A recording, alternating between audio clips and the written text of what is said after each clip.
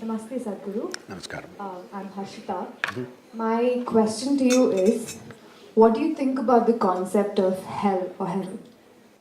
See, those who have made a hell out of themselves are always aspiring to go to heaven. Yes.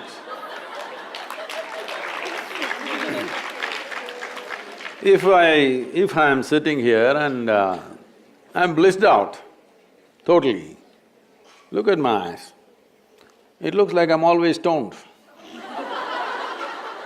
Yes, never touched a substance, but this is the most complex chemical factory in the world. Is that so? Do you agree with me? The question is only, are you a great CEO or a lousy CEO of this chemical factory? If you were a great CEO, you would keep this all the time, blissed out, right chemistry. If you're a lousy CEO, you produce bad chemistry and you think it's because of this one or that one or that one. So, for some reason people are feeling miserable. Their chemical factory is not going the way they want. They can call it sadness, they can call it misery, they can call it depression. So, when this is feeling like hell, we hope that somewhere when we go up there, that everything will be fantastic. Harshita means, blissed out. So, this happened in Alabama. You know Alabama state? It's a special state. It's a different kind of state, hardcore religious state. So in a Sunday school teacher was going all out, full rhetoric, full force. And unfortunately, the audience were not like you, they were all tiny tots. It's a catch them young policy. In his full rhetoric, he was going and children were sitting like this. Suddenly he stopped for dramatic impact.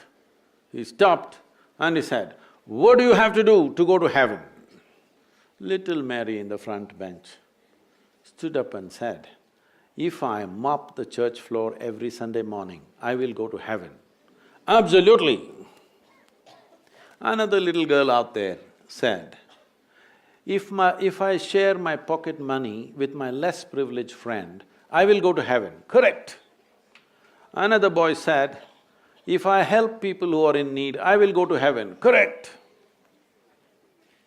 Little Tommy in the back bench stood up and said, "You gotta die first."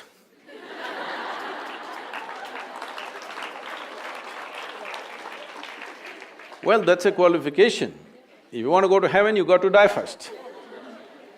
So when you die, depending on your culture, we will either bury you or burn you or cut you and throw you to the birds. Yes, one of these things we will do, depending on your culture. So one thing is very clear, you will put your body back into the earth and it's a very eco-friendly thing to do. So you left your body and went to heaven. So, what is in heaven?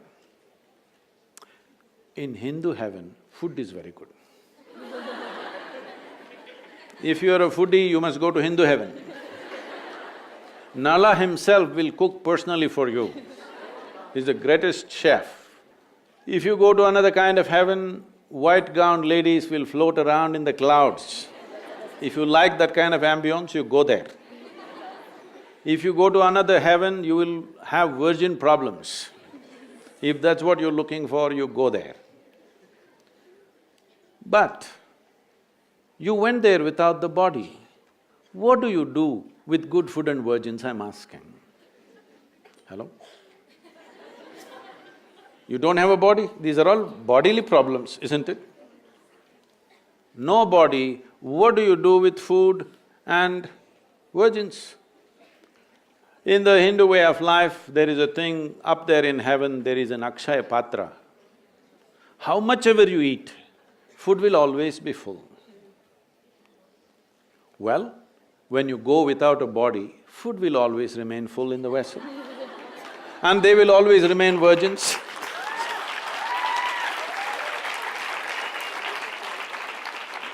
So, We have been doing this for a long time. This was one simple way. You must understand the managerial skills of the traditional people. This was a way of managing humanity. You're miserable. You… don't worry, when you go there, everything will be okay. Solace. So if it is a psychologist saying these things, it's okay. But you really made them believe everything is going to be better somewhere, you can mess up your life here, that's not good. Somebody is in deep state of suffering, don't worry, when you go and sit in God's lap, everything will be okay. It's a psychological tool. It's fine when people are in extreme states, but don't brand it and sell it everywhere because it's not going to work like that. So, now heavens are collapsing in people's minds. Why there is such an increase of consumption of alcohol and drugs on the planet is mainly because still people are not articulating it, but in their minds, heavens are collapsing. How many of you are thinking, one day when I go to heaven, everything will be fantastic? Not many of you, I'm sure. But in the previous generation, if you had looked, the numbers were quite significant. So heavens are obviously collapsing in human mind, because if you ask three questions, all the three heavens will collapse. Yes. So now once human intellect became active, inevitably it'll ask questions. If you ask questions, these things will collapse. So people are trying to have alternatives right here, that they're getting drunk and drugged right here. To be healthy, they need chemicals. To be peaceful, they need chemicals. To be joyful, they need chemicals. For everything, they need chemicals. I want you to know this, 70% of US population is on prescription medication. The most affluent nation on the planet. Why does individuals and society seek affluence? Because the first step of affluence is choice of food, choice of nourishment. The second step of affluence is choice of lifestyles. The most incredible variety of food is in front of you and enormous lifestyle choices are there, and in this society, 70% of the people are on pharmaceutical, prescription medication. This clearly shows if you do economic development without also cultivating human consciousness, our wealth will become our biggest problem. So we are still on the threshold of economic development. This is the time where we have to invest in evolving human consciousness.